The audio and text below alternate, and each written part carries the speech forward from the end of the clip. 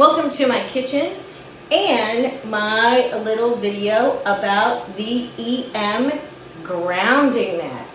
Now, what's grounding?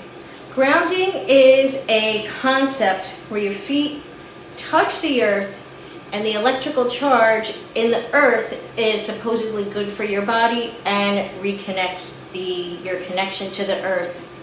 And it's supposedly really good for your biorhythms.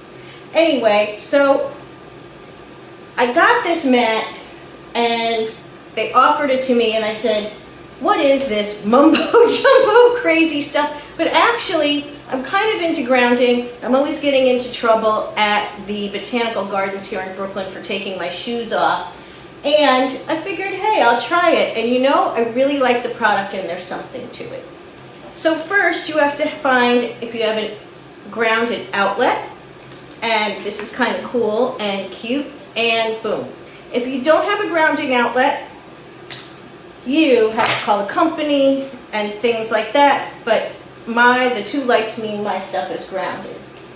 You take it in and you plug it in.